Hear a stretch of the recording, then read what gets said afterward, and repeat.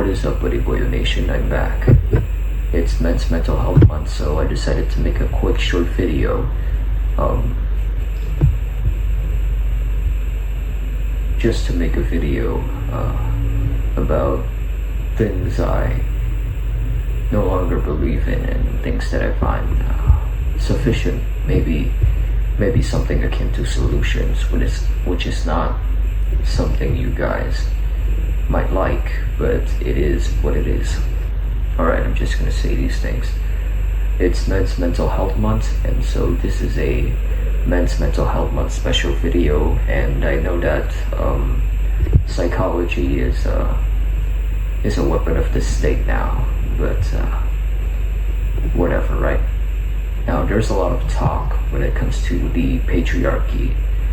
How does patriarchy affect XX chromosomes? But what about XY chromosomes, as in men? There's this sentiment going around in leftist online spaces, I suppose. This sentence, maybe you've heard of it before. It's patriarchy harms men. Now I find it to be a very simple good, bad. I mean, for some things like race realism, obviously good, bad, there are some clear black and white distinctions, but when it comes to the idea of patriarchy, many may say it's an abstract concept or it doesn't exist, which could apply to the matriarchy, but it's a lot more complex, and it's not exactly easy. It's not exactly fitting to say, oh, it's good or bad or whatever. I mean, the morals are there, the instructions are there, the incentives are there, which I'm going to get into, but it's not really what liberal and feminist academics may make it so. So I have a few ideas, which may or may not be true, depending on the historical context of quote-unquote patriarchal societies, but here we go. Pretty much on every, let's start with the first one. I think the first thing that they would object when it comes to the patriarchy is that men aren't given equal opportunities, whether it's economics or dating, but mainly sexual access, because that's what matters in the past, because there was a lot of cooperation, and there was a lot of it centers around the evolutionary strategy and the adaptive perseverance of human society, right? First came the temple, then came civilization, whatever. Depending on the region, it's gonna be different. For example,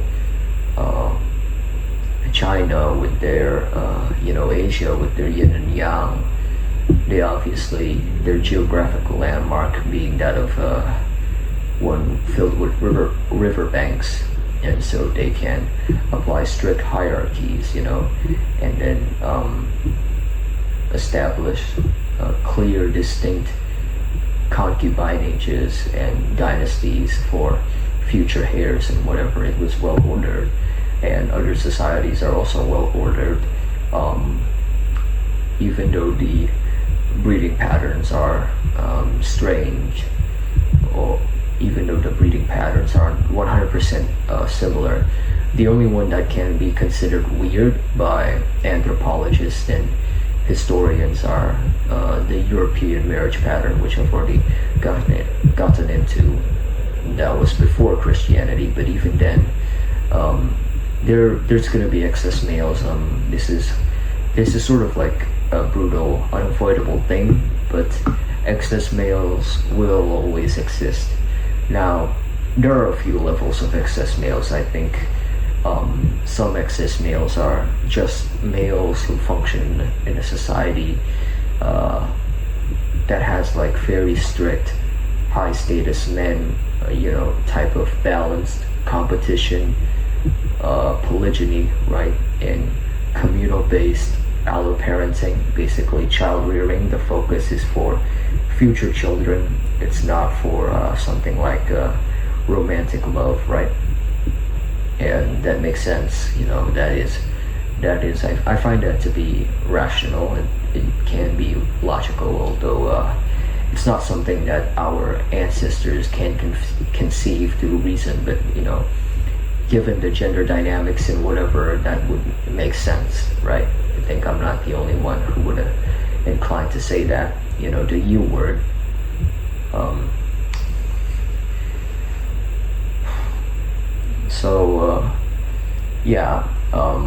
You won't get laid, but you can be a soldier at war, or you can be a clergyman or a blacksmith, right? During like medieval era times, or the Han Dynasty, or whatever. Or you could just not have enough money to have concubines or whatever, right? Because again, that's usually reserved for the genetically fit and resourceful, which come hand in hand in major times, Chads, or just genetically high people, the males who are most adaptive to their environment. And it's not always clear, because science wasn't a big advancement back then. But again, like I mentioned before, the patriarchy establishes strict rules and hierarchies, and there were some maybe people who go to jobs or whatever, but it's not a free-for-all, just like in today's current market. It's sort of like what Syndrome says: when everybody's a super, no one is. If everybody gets to be rich, then no one is. If everybody has this main character syndrome, oh, I'm the main character, nobody is, paradoxically, right? Now, the more extreme part is that you would essentially be left out. Now, this is just a little bit of my perspective.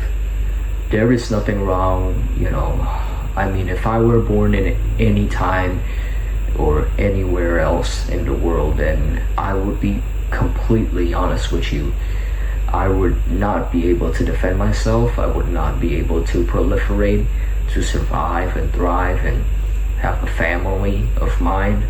I would be quickly eaten by a tiger, right? Because I live in Southeast Asia. Now, I don't know exactly how I will perform in a particular society, because I'm kind of a mixed child.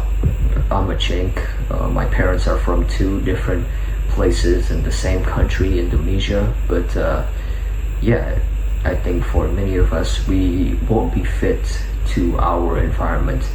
The pretty boy archetype in the looks-maxing circles may or may not survive as well when there's like a lot of natural dangers, natural survival disasters, other species and organisms, just like living a tribal life, living a Paleolithic life. And that is also okay. Now, hear me out, because I would have never been able to say this if I weren't black pill, or if I didn't contemplate on the rabbit hole in the first place. We can see its effects, especially first and foremost during the West, and many of its, since the fall of Rome, many of its ups and downs. If people were given too much freedom and too much power, they would intentionally, without any severe setbacks or severe trade-offs that are considered, that are completely ignored, consequences, right? Now, this is pretty much, you can pretty much figure this out, which target demographic is more willing to do this first, exuberantly, right? But definitely, even for just a few people, they would be willing to destroy their kin and betray their own in-group evolutionary strategists that have created a very strict and orderly natural order that is established. Patriarchy is naturally inevitable regardless of our feelings. But if there was a time when things get a little bit more comfortable, I mean, there's also other things that contribute to civilizational collapse, like scarcity and whatever. But the past decades that is going on in the West, we can see it again and again. When people are given the power, they will exploit it. A lot of people, unfortunately, that is how it works. That's why, and there are a lot of risks that have to be taken.